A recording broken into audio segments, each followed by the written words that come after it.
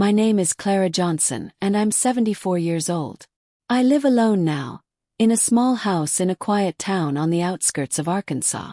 The world has slowed down for me in my older years, and I've come to embrace the calm. But if you ask me, the peace that surrounds me today wasn't always a certainty. For most of my life, I lived in the chaos of secrets, fear, and betrayal, things I never thought would find their way into my home. I was married to Richard, a man who once seemed kind, generous, and even loving. But as time passed, the man I knew slowly morphed into someone I didn't recognize. And it wasn't just me who saw it. My mother Viola saw it too. She had always been a quiet woman, someone who kept her opinions to herself. But when Richard started drinking more heavily, something in her shifted. She no longer seemed at peace in our home, and I couldn't blame her. No one could. It wasn't until one fateful afternoon when everything came crashing down. I had gone to work like I did every day, teaching the little ones at the local school, giving my all to a job that I loved. But when I came home that evening, the smell of alcohol lingered in the air. Richard had been drinking all day, I could tell. But that wasn't what made my blood run cold. What made my heart drop into my stomach was the sight of my mother, sitting on the couch, her face pale, her eyes wide with disbelief and terror. And Richard was standing in front of her, his face flushed, his hands shaking as he tried to explain himself. I could barely understand the words that left his lips. "I was drunk," he kept repeating.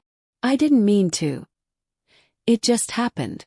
I didn't know what I was doing." I stood frozen in the doorway, unable to move, unable to breathe. Richard's excuse felt like a slap in the face, a betrayal too deep to process. "Richard, what have you done?" I finally managed to ask, my voice trembling with fear and disbelief.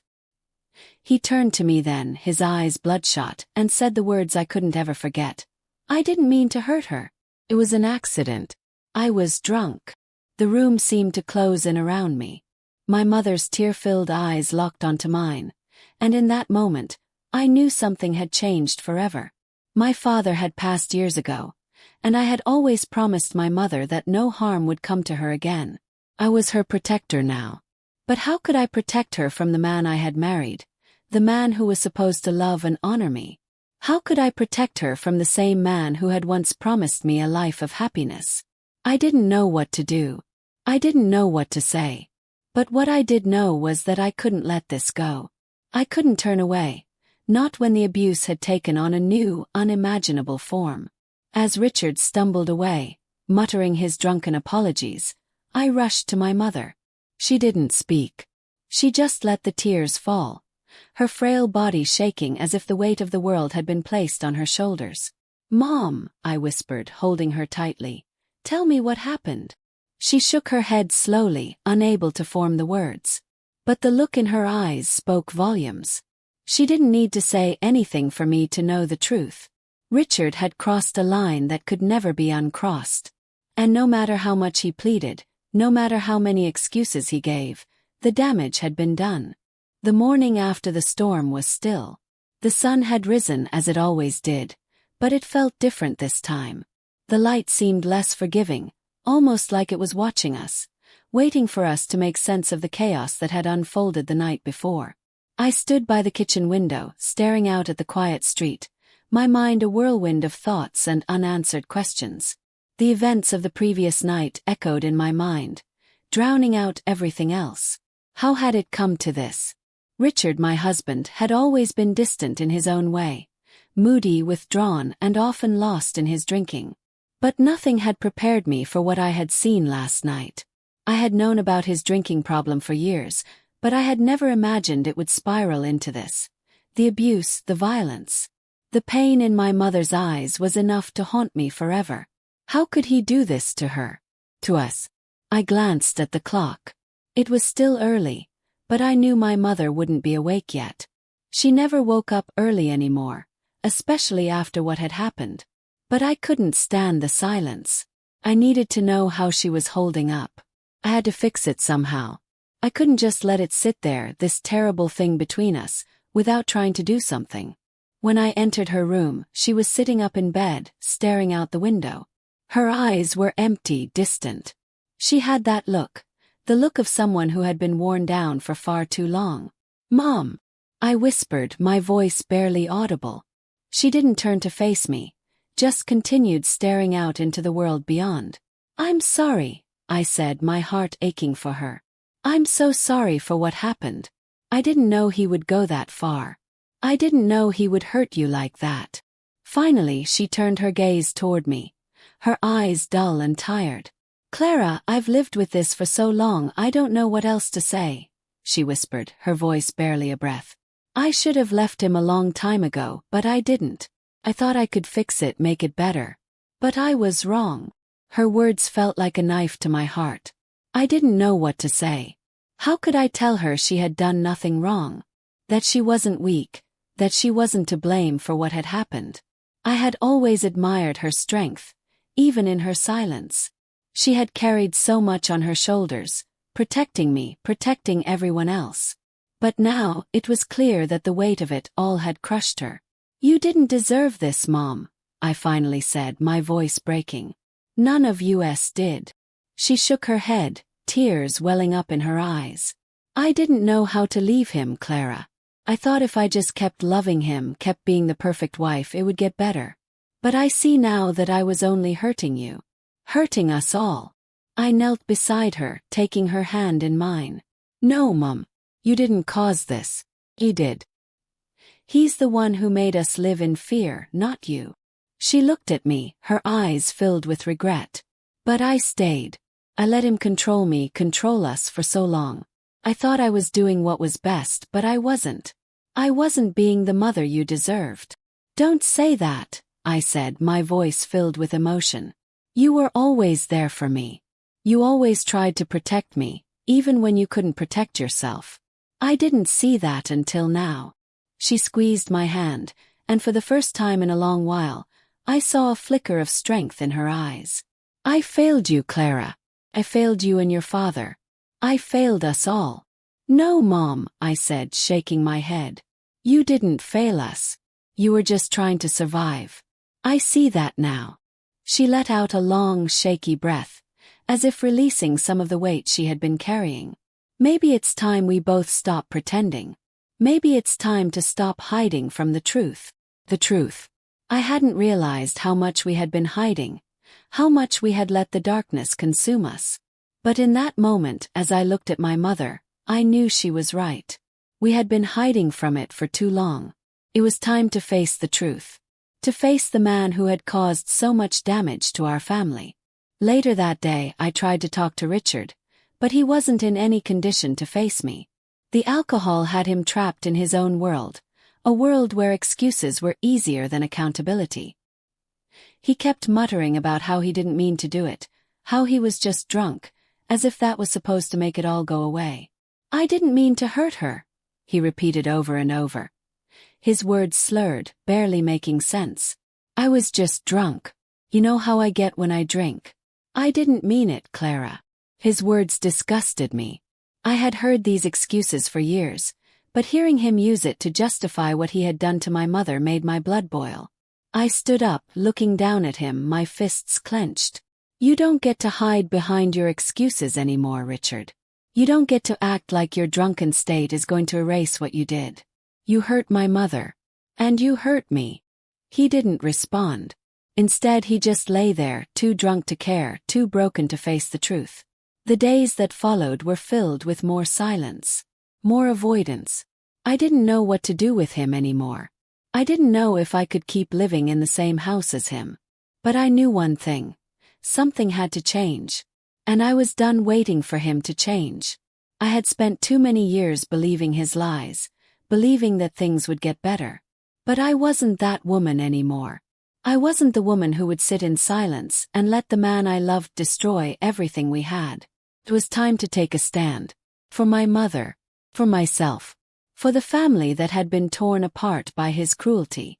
It had been a week since that horrific night, and every morning I woke up feeling like I was suffocating under the weight of my own indecision. Richard was still here, still occupying the space he'd lived in for so long, but something inside me had snapped. I was no longer that woman who turned the other cheek, who forgave too easily, who allowed excuses to wash over the deep scars he had left. The silence between us had become unbearable, and I knew I couldn't live with it anymore. But how do you confront someone who's broken you, someone you've loved and trusted for years, someone you've promised your whole life to? How do you stand up to the person who has manipulated and abused you, and worse, your mother, when you're still trying to find the strength to walk away? I spent the days walking in circles, revisiting every conversation, every moment, every bruise he had ever left on our lives. The pain I had carried for so long now felt like a tangible thing, wrapping around my chest, choking me. And in the quiet of my home, I finally realized I was holding on to a version of him that no longer existed. The man I had loved was long gone. The monster that had taken his place was a stranger, a shadow I was still too afraid to confront. I couldn't keep living like this. I couldn't keep pretending that everything would magically improve. And I couldn't ignore what had happened to my mother anymore. That afternoon I made my decision. I walked into the living room where Richard sat. His eyes glazed, barely aware of his surroundings.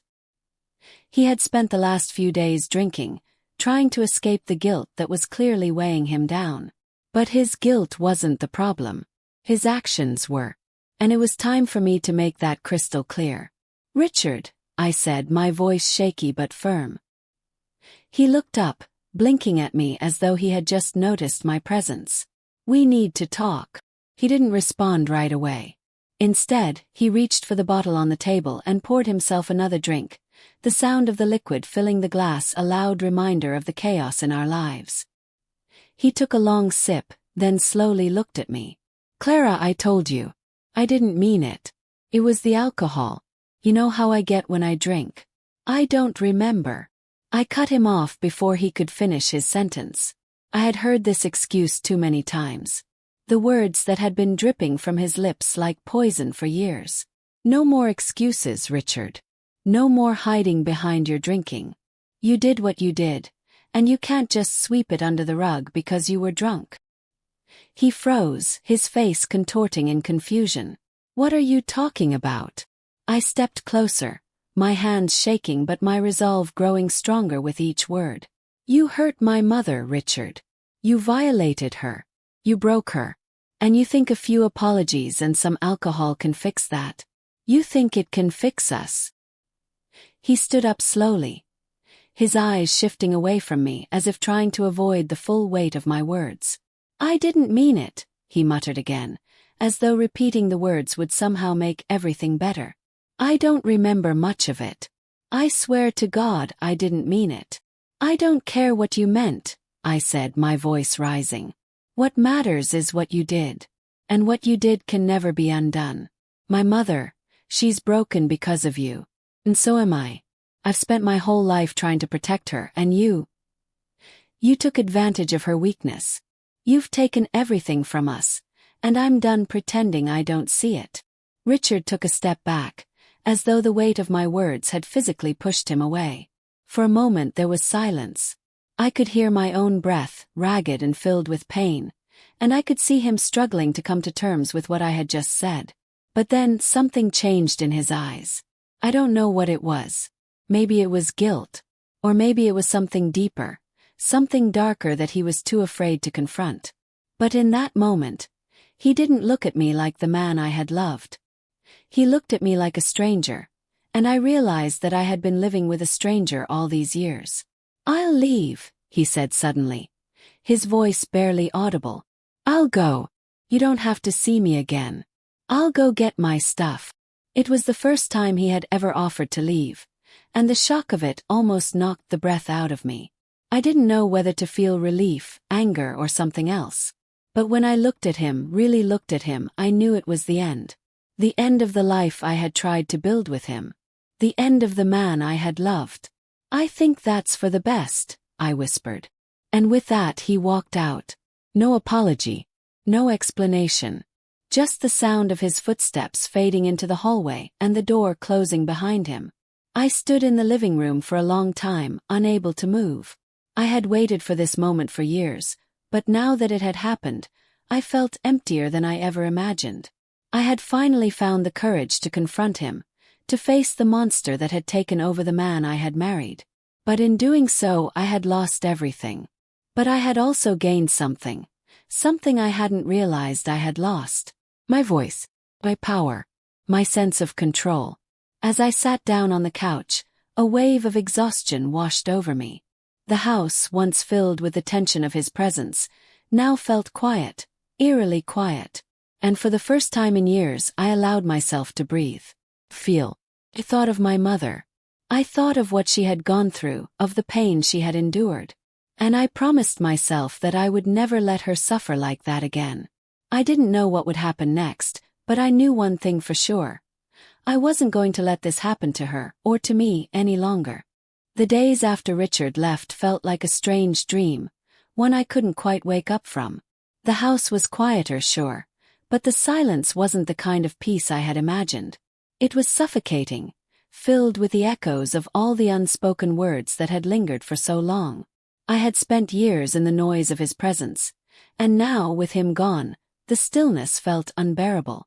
I didn't know what to do with myself. The weight of his absence didn't bring relief like I had expected. It only left me with an emptiness I hadn't anticipated.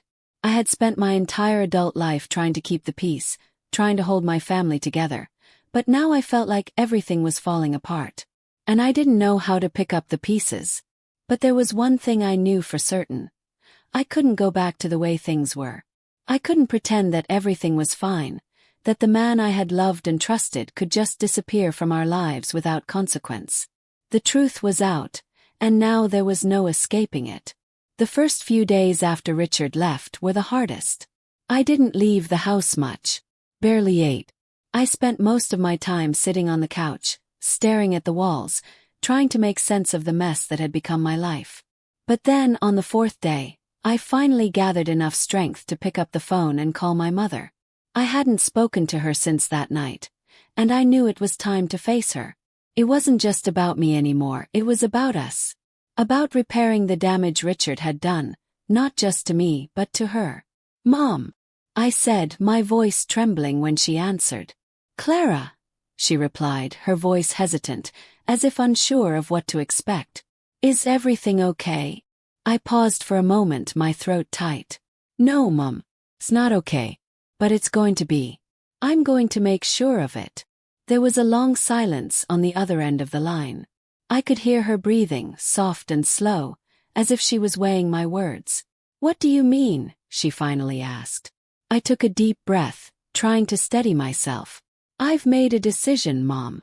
Richard left. And I'm done. I'm done pretending that everything's fine. I'm done living in fear." I don't know what to say, Clara," she said softly, her voice breaking. "I didn't want you to go through this. I didn't want you to live the way I did." I could hear the guilt in her voice, the same guilt that I had carried for so many years. The guilt of not leaving, of not standing up for herself. But it wasn't her fault. I had to make her see that. "Mom," I said gently, "this isn't your fault. You didn't do this to us. You didn't make Richard the way he was. But we can't keep pretending, not anymore. We both deserve better than this." She was quiet for a moment, and when she spoke again, her voice was stronger, filled with a quiet strength I hadn't heard in years. "You're right," she said. "We do deserve better. But how do we fix it, Clara? How do we move forward after all this?" I thought for a long time before answering. "We start by forgiving ourselves, Mom. And we take it one day at a time." The following weeks were filled with difficult conversations and painful decisions. Richard had left, but his presence still lingered in every corner of the house. I found myself cleaning the house from top to bottom, throwing away old things that had once held memories of a life I no longer wanted to remember. Each action, each task, felt like a small victory, like I was reclaiming a piece of myself that had been lost for too long. But it wasn't just about cleaning or throwing things away.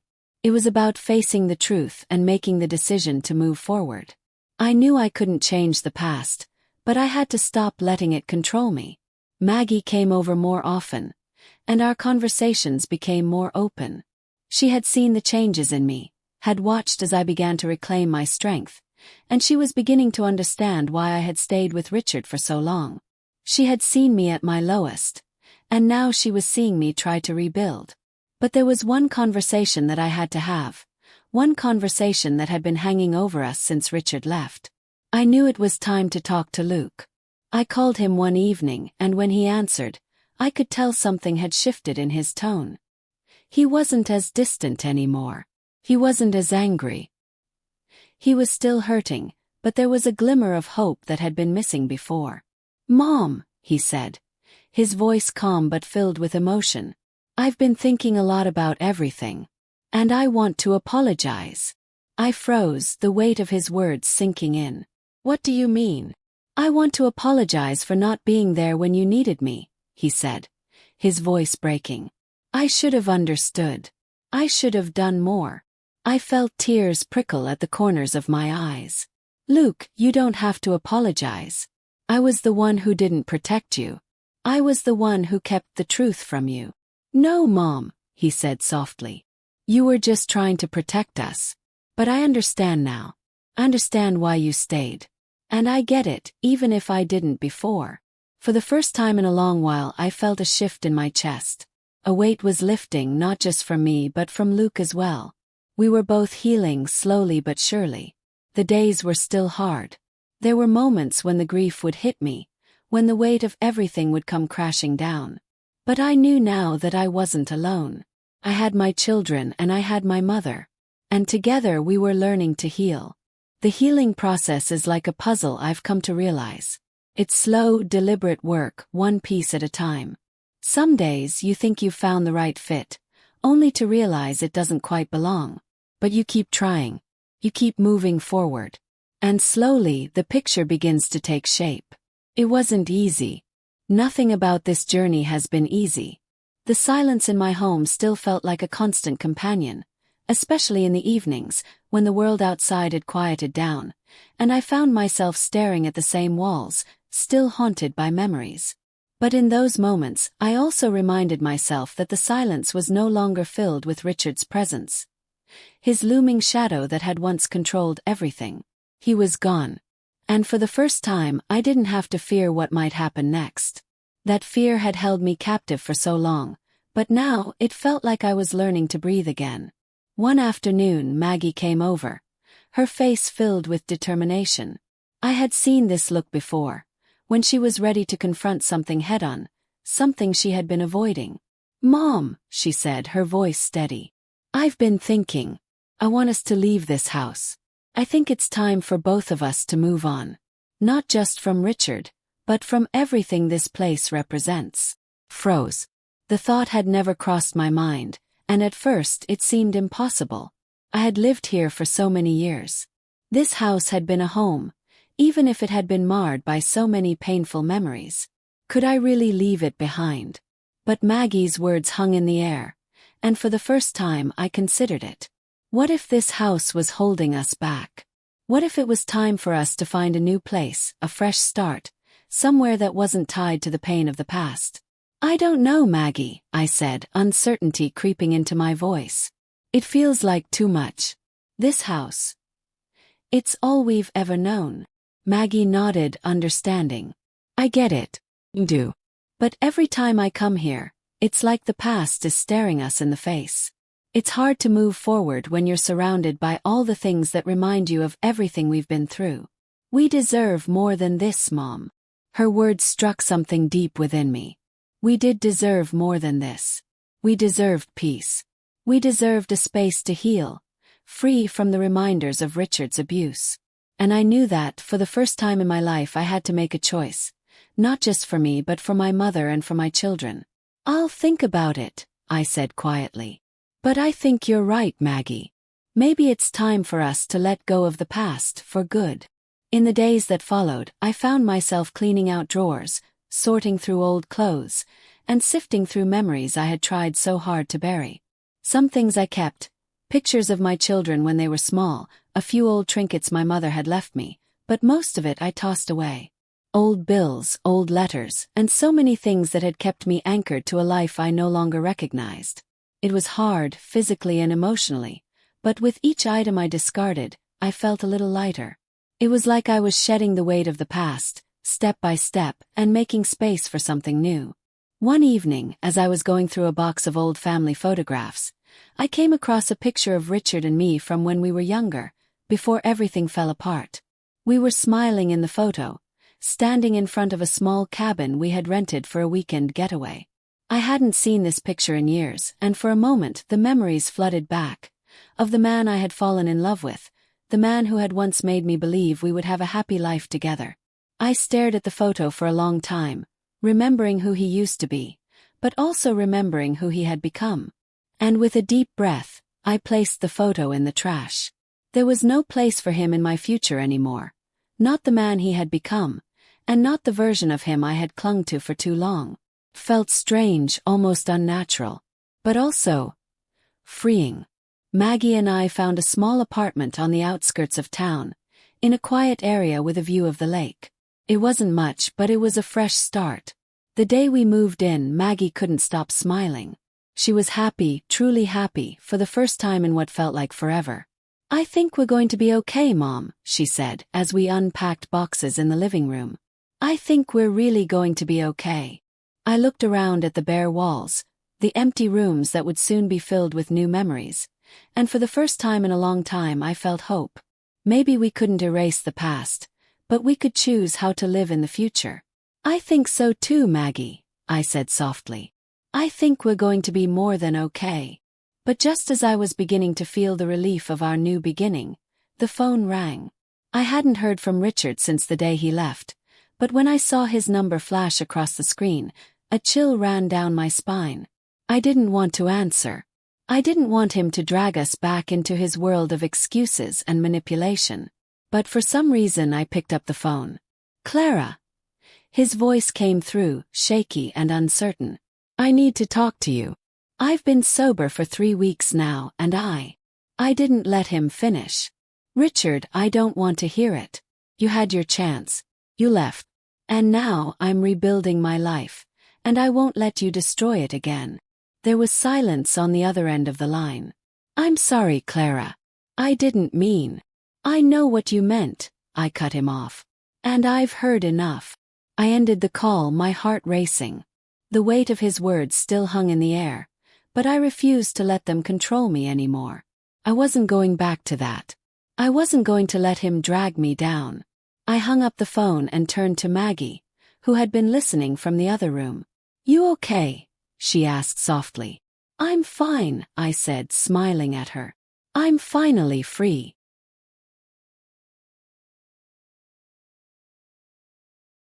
Life after Richard felt like an endless series of small steps, each one bringing us closer to something we hadn't known we could have: peace. Maggie and I had moved into the new apartment, and though it was modest, it was ours. The walls felt different, cleaner, lighter. The rooms, once barren, were gradually filled with the sound of laughter, music, and the hum of normal life. Every morning when I woke up, I could feel the weight of the past lifting off my shoulders. But there were still moments when the ghosts of everything I had left behind crept back into my mind, reminders of the years I had wasted, the things I had allowed. I couldn't pretend that it was all gone, but I could feel myself slowly becoming someone new, someone stronger, someone who knew her worth. Maggie had taken to her new job with enthusiasm, working at a small bookstore in town. It wasn't much, but she loved it. There was a sense of peace about her these days, an ease in the way she moved through life that I hadn't seen in a long time. I could tell she was finding herself again, finding her footing in a world that had been turned upside down. "Mom," she said one evening as we were sitting together, enjoying the quiet of our small living room, "I've been thinking about something." I turned to her, putting down the book I was reading. "What's on your mind?" She hesitated, her fingers fidgeting with the edge of her sweater. "I want to go back to school. To finish what I started. I've been thinking about it for a while, and I think it's time." My heart swelled with pride. "Maggie, that's amazing. You've always been capable of so much. I'm proud of you for wanting to do this." She smiled, a little nervous but determined. "I just don't want to waste any more time. I want to do something for myself. Something that's just mine." I nodded, my heart filling with warmth. She had already come so far, and this was another step in her journey. It wasn't just about healing. It was about finding her place in the world, creating her own path. And I knew, with everything in me, that she would succeed. Things weren't perfect. There were still tough days. Moments when the silence would settle between us like an old wound, or when the weight of the past would come crashing back. I had moments of doubt, wondering if I had made the right choice in leaving Richard. Had I really done the right thing? Had I really protected us? The questions were constant. But every time I asked them, I reminded myself of the answer. Yes. I had chosen us. I had chosen my future. One evening, as I sat at the kitchen table, paying bills and making plans for the future, I saw a letter on the counter. It was from the lawyer. At first, I thought it was about the finalization of Richard's assets, something I had long since dismissed from my mind. But when I opened it, my hands began to shake. It was a court order. Richard was asking for visitation rights. I stared at the letter for a long time, trying to make sense of it. Richard had left us. He had caused so much damage to our family. He had taken from us more than I could ever put into words. And now, after everything, he wanted to come back into our lives. I felt a knot tighten in my stomach. The decision was clear, but the pain of it still lingered. I couldn't let him back into our lives. Not after everything he had done. Not after what he had done to my mother, to me. And yet, part of me felt a strange guilt. Guilt that I was depriving him of the chance to make amends. Guilt that I was keeping him from seeing Maggie, from trying to rebuild what he had destroyed. I put the letter down and took a deep breath. This wasn't just about me anymore. It was about Maggie's future, about the safety and peace we had fought so hard to find. And I knew in my heart that allowing Richard back into our lives would only reopen old wounds. The next day I called the lawyer and let them know that I would not allow Richard any contact with Maggie. I explained why. Explained that the emotional damage he had caused was too great, that his presence was a reminder of everything we had suffered. It wasn't easy, and I knew it would only make things harder. But I didn't hesitate. I made the decision with conviction, even as the doubt in my mind tried to creep in. I couldn't afford to go back. And neither could Maggie. The weeks that followed were filled with quiet strength. Maggie continued her work and began enrolling in classes to pursue her education. I started a part-time job at a local cafe, just to keep myself busy, to feel productive. And slowly, the fog of the past began to lift. We didn't have it all figured out, but for the first time in a long time we had peace. We had found our rhythm in this new life. Then, one evening as we sat together enjoying a quiet dinner, I looked over at Maggie. "How does it feel?" I asked softly. She looked at me, a small smile tugging at her lips. "It feels like I'm starting over. Like I can finally breathe." And in that moment I knew she was right. We had both started over in our own ways. The past hadn't defined us anymore. The mistakes, the pain, the betrayals. It had all been part of the story, but it no longer had the power to control our future. I reached across the table and took her hand. "I'm proud of you, Maggie. I'm proud of the woman you've become." Her smile widened, and in that moment, I realized that we had both found our strength. We had both survived. It's strange how the past never truly leaves you.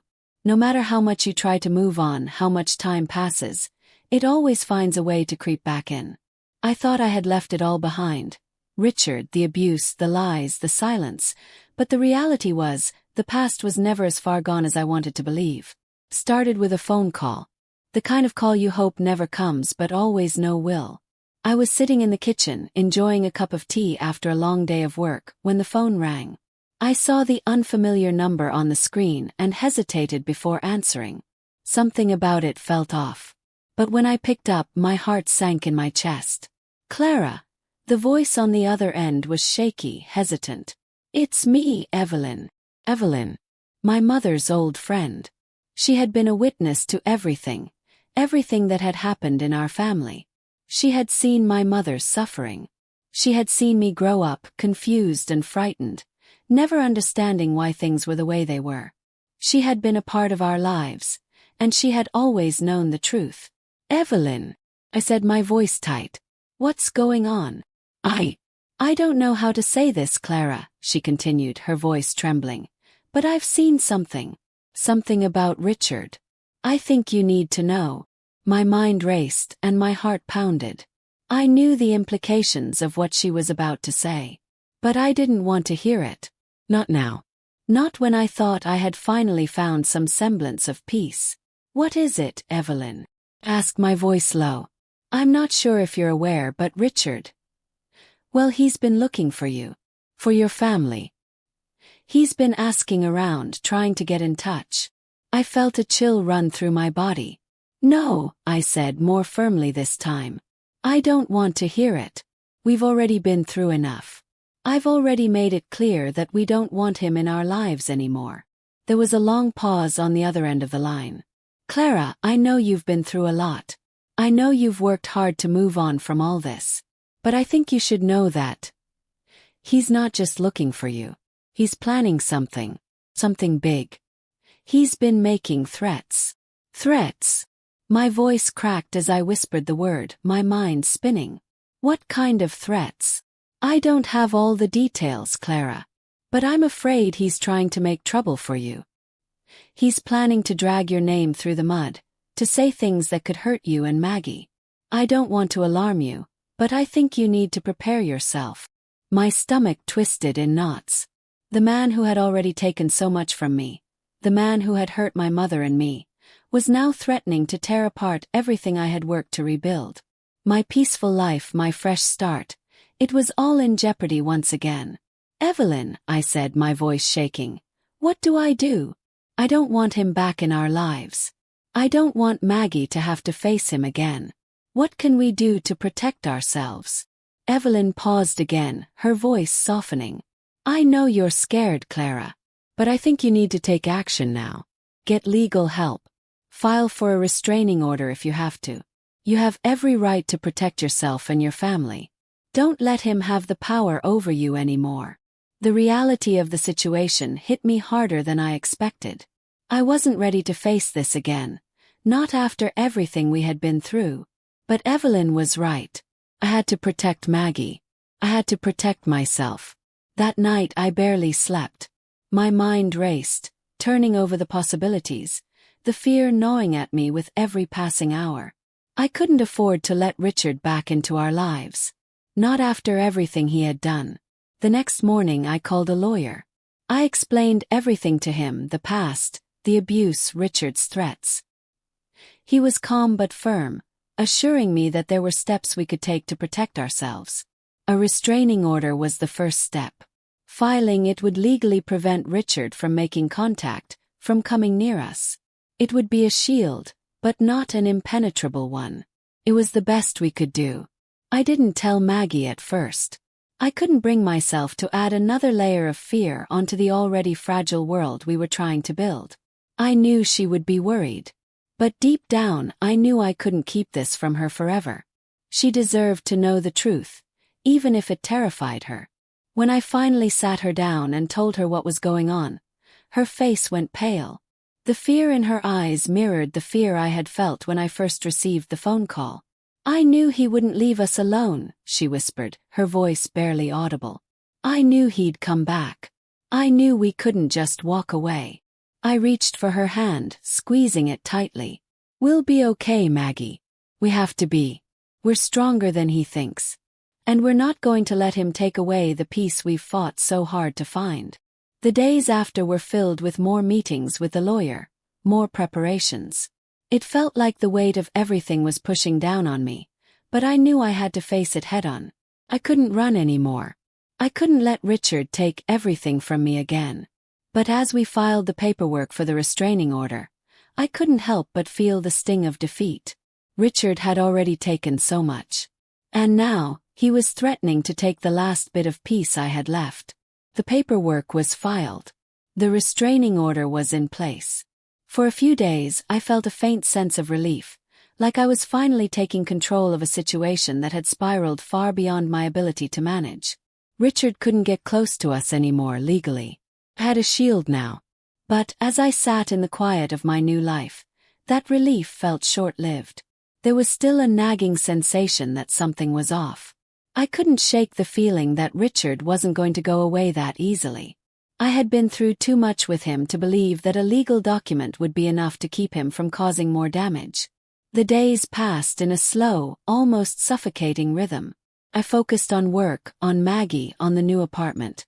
Maggie had started her classes again, and her energy had shifted.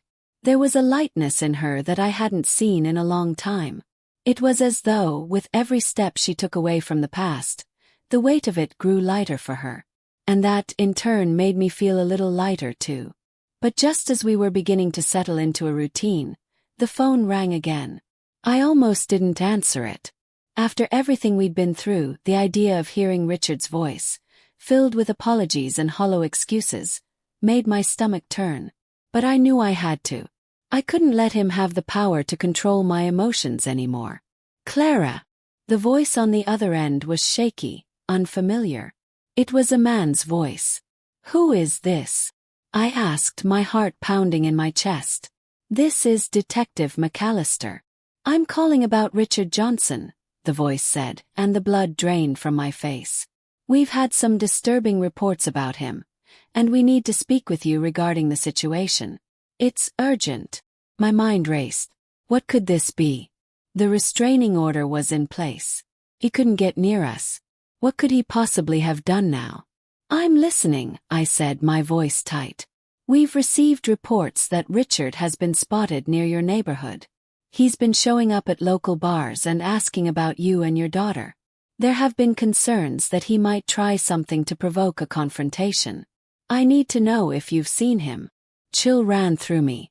He had found a way around the restraining order. He was getting desperate. And when Richard got desperate, he was dangerous. No, I haven't seen him, I said, my voice trembling with the realization that we weren't safe. Not truly. But I've been receiving calls from him. He's been contacting me. The detective sighed. We've been tracking his movements, but he's been careful. We don't have concrete proof of any direct threats yet, but we're worried about escalation.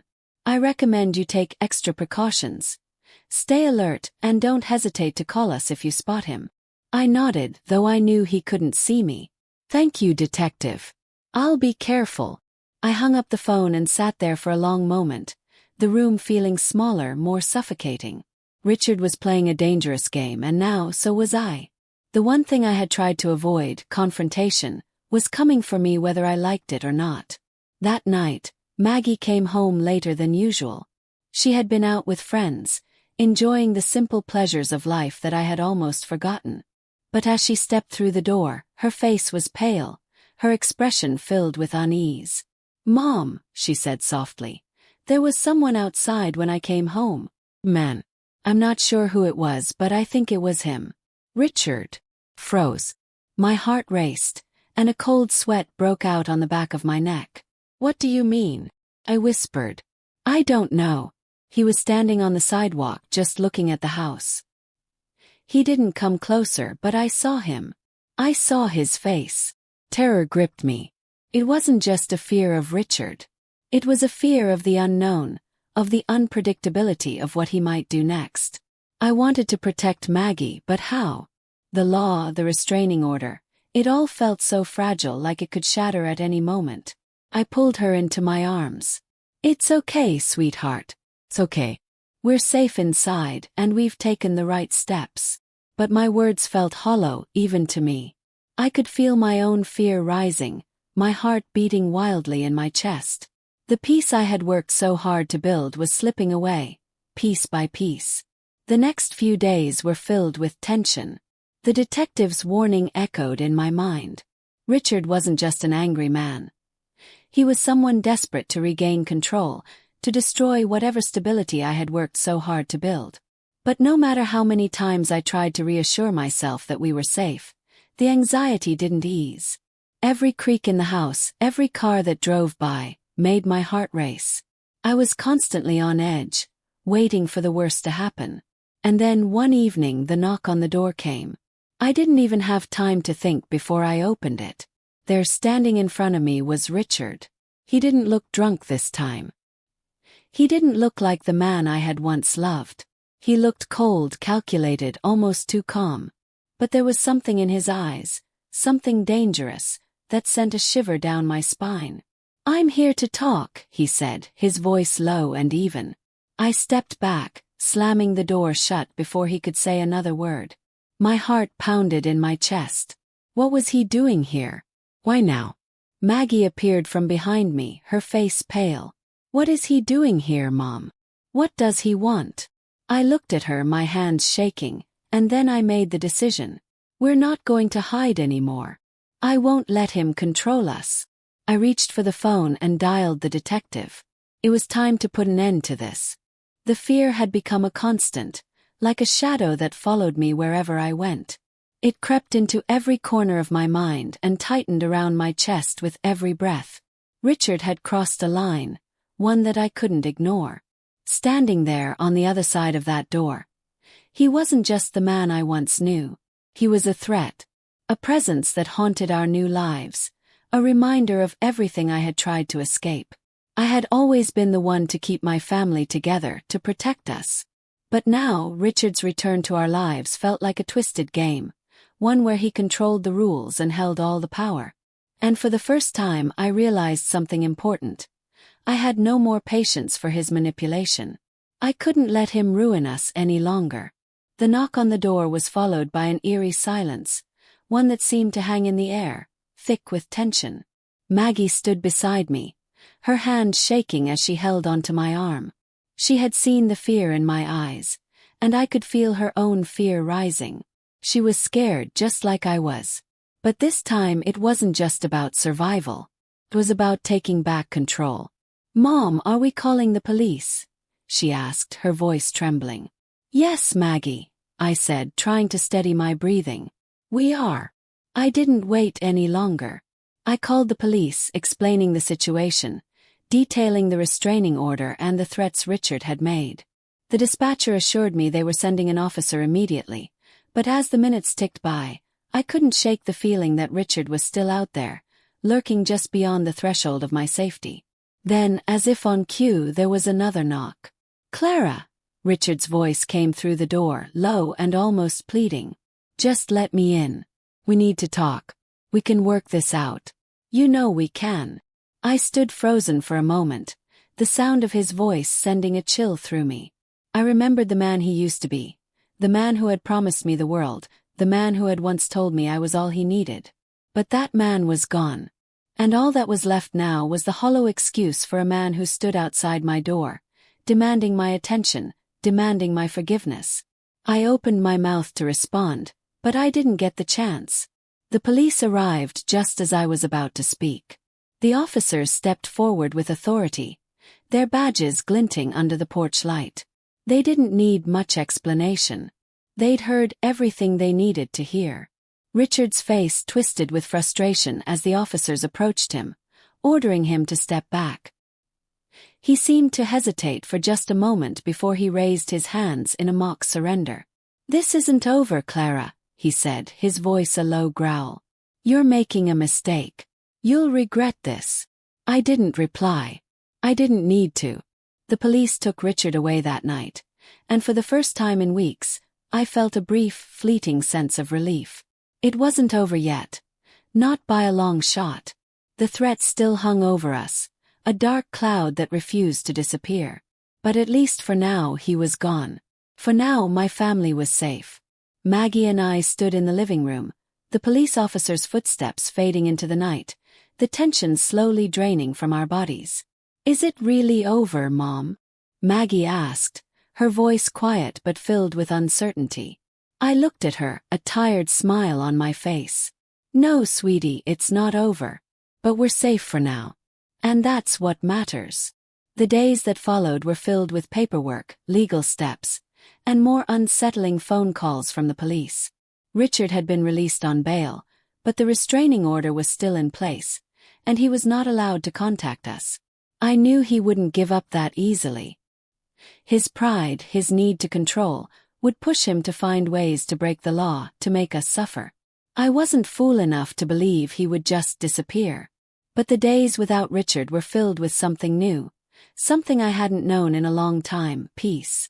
The constant weight that had settled in my chest when he was in the house was gone, and the house, though small, felt like a sanctuary once again. Maggie was starting to sleep better. She wasn't as jumpy anymore, and she was going out with friends again, something I hadn't seen her do in what felt like forever. I could see her beginning to heal, her smile returning in small doses. But there were still days when I caught the flash of fear in her eyes, the reminder that the past hadn't gone away. And I knew deep down that it would never go away completely. The past had shaped us, had shaped me, in ways I couldn't undo.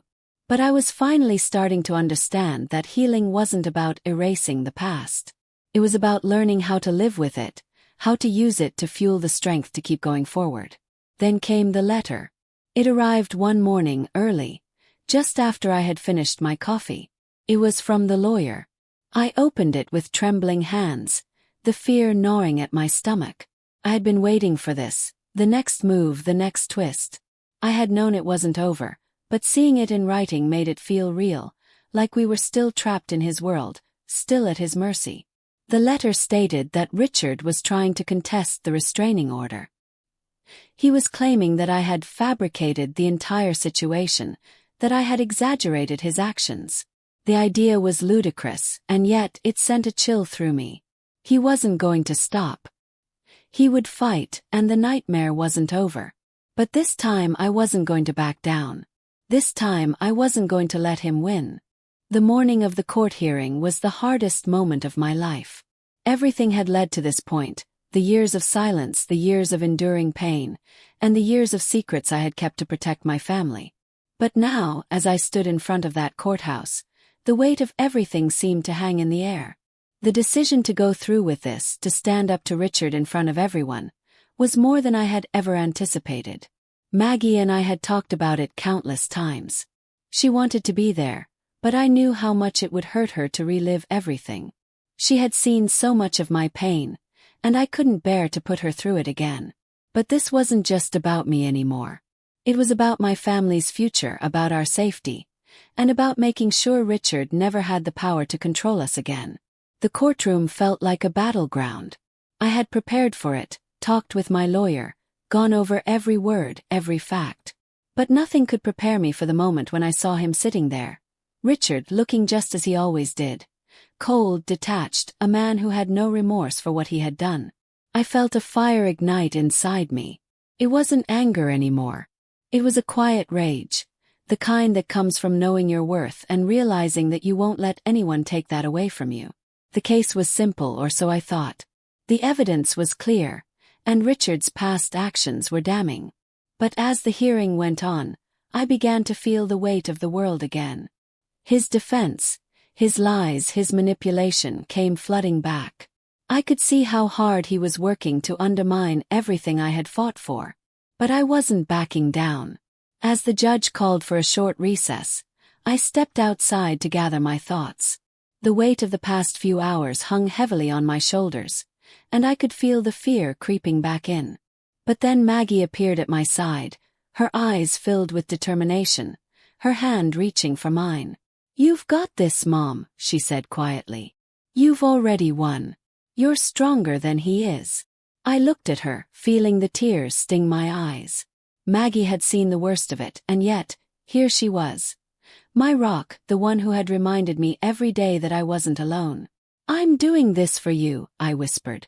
"For all of us." She nodded, squeezing my hand tightly. "And I'm doing it for you, Mom. You've shown me how to stand up for myself. Now I'm standing with you."